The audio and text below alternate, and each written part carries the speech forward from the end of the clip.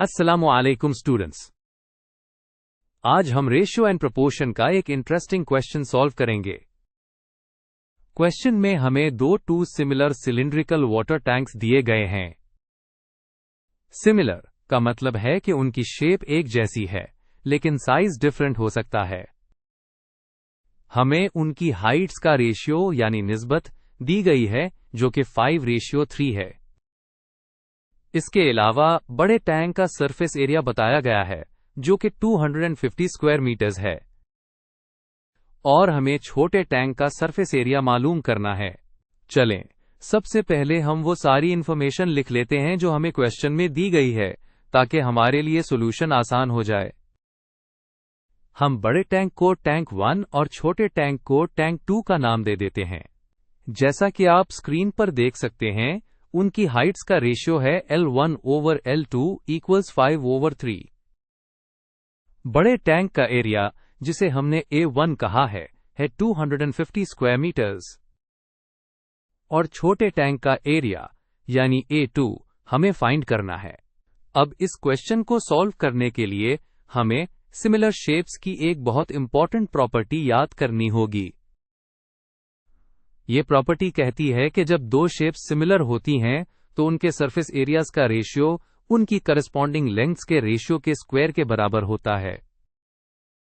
मिसाल के तौर पर, अगर आप सिलेंडर की हाइट डबल करते हैं, तो उसका सरफेस एरिया 4 टाइम्स यानी 2 का स्क्वायर बढ़ जाएगा।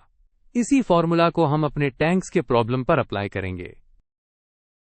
आप स्क्रीन पे फॉर्मूला देख सकते हैं।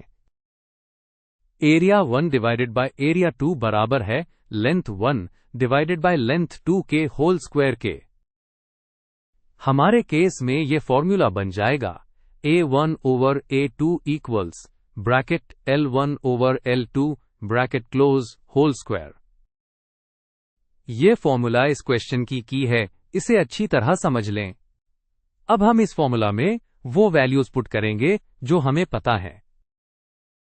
हमें A1 की वैल्यू दी गई है, जो है 250, और हाइट्स का रेशियो L1/L2 है 5/3।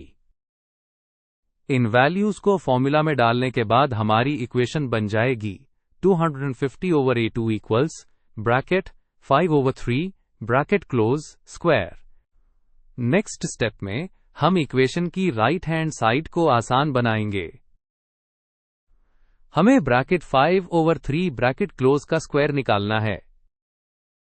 फ्रैक्शन का स्क्वायर लेने का मतलब होता है कि न्यूमरेटर और डिनोमिनेटर दोनों का अलग अलग स्क्वायर लें।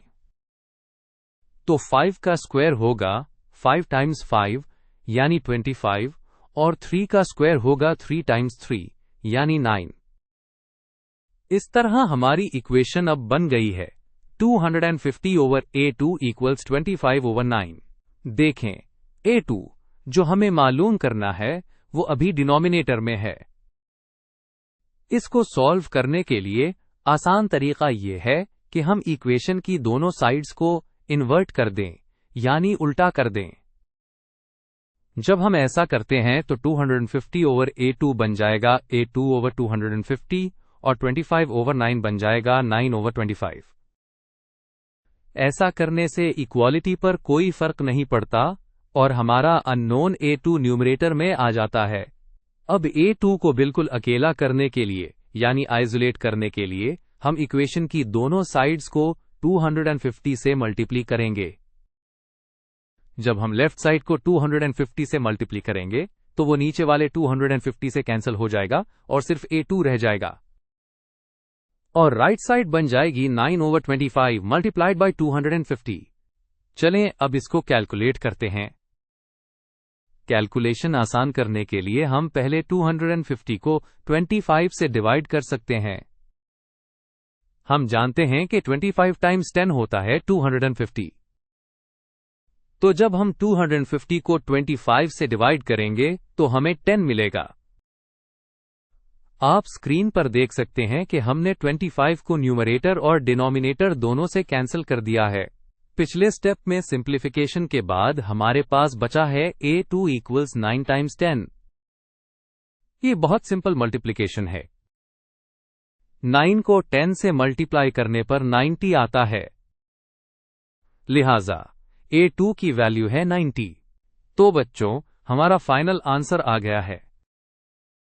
छोटे सिलिंड्रिकल वाटर टैंक का सरफेस एरिया है 90 स्क्वायर मीटर्स। हमने देखा कि सिमिलर शेप्स की प्रॉपर्टीज यूज करके हम इस तरह के प्रॉब्लम्स को कितनी आसानी से सॉल्व कर सकते हैं। उम्मीद है आप सबको ये सॉल्यूशन अच्छी तरह समझ आ गया होगा।